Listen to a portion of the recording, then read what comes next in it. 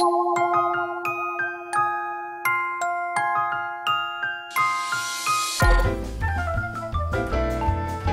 sommes à Varage, on élève des escargots, petits gris, gros gris. On élève environ 200 à 300 000 escargots chaque année, ce qui nous fait ramasser en septembre-octobre environ 2 tonnes d'escargots. On fait toute la partie élevage, transformation, préparation en cuisine et vente. Mes parents et mes grands-parents ont été agriculteurs dans le centre de la France. Ils faisaient un peu d'élevage, un peu de céréales. Je viens du monde agricole et ensuite, par des rencontres, on est venu naturellement ce métier un peu particulier qui est l'héliciculture.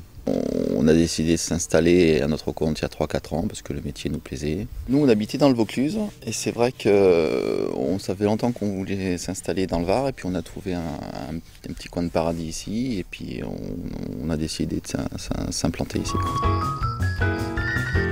2 personnes, ma femme et moi, c'est tout. Il n'y a pas vraiment de journée type puisqu'on fonctionne un peu sur saisonnier. On les sort au mois de mars où on les force à se reproduire. Donc on leur donne des conditions d'humidité, de chaleur, etc.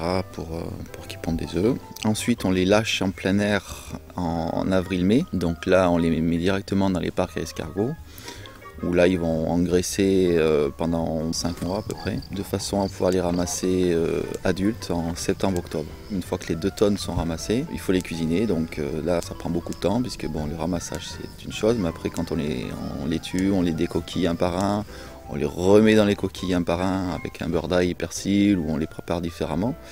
Ça prend beaucoup de temps, donc souvent septembre et octobre sont très très chargés. Et puis après, novembre et décembre, on attaque une partie assez importante de notre partie commercialisation, à savoir les fêtes de Noël, où là bon, c'est pratiquement un tiers de notre chiffre d'affaires, voire un peu plus. On a une dizaine de recettes. On a les fameuses coquilles à la bourguignonne, donc au beurre, ail et persil, qui sont surgelées. Ensuite on a des petits gris, donc petits gris soit nature, courbouillonnés, donc ceux-là ils sont prêts à l'emploi pour faire un aioli, une succarelle, ou alors des petits gris sauce piquante. On a aussi les gros gris qui sont cuisinés sans les coquilles. Je travaille pour moitié avec les professionnels quand même, donc magasin bio, magasin non bio, également les restaurateurs. Et puis l'autre partie, ça va être les foires, les clients qui nous connaissent, les habitués, et ensuite on fait les visites de l'élevage l'été. Donc entre mi-juillet et mi-août, on s'ouvre au public. On peut également commander sur notre site internet avec le système PayPal. Le petit plus, c'est un métier intéressant et varié. Le petit moins, c'est un métier intéressant et varié. Parce que justement, on a tendance à se faire un peu manger. C'est-à-dire qu'il faut essayer d'être organisé, de pas trop on est obligé de se canaliser. Donc c'est parce que c'est intéressant qu'il faut faire attention. Tout simplement un client qui revient et me dit « j'en ai mangé l'autre jour, c'est excellent, je vous en reprends ». Voilà. Voilà, c'est tout.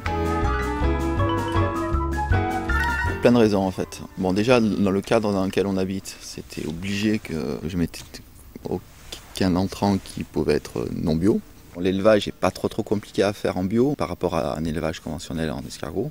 Par contre, c'est les ingrédients. Les ingrédients sont souvent un peu plus difficiles à trouver, donc on change un peu d'ingrédients, c'est souvent un peu délicat. Une journée cuisine, on sort entre 3 et 5 000 euros de produits, donc c'est des journées, on n'y est pas tous les jours en cuisine, mais quand on y est, il faut bien la préparer. Il y a beaucoup d'argent en jeu, donc il ne faut pas se tromper. Alors bien sûr, on ne se loupe pas sur le sel, sur le poivre, mais après il y a toutes les parties ingrédients. On se sert un peu chez des magasins bio à droite à gauche, on n'est pas un gros transformateur.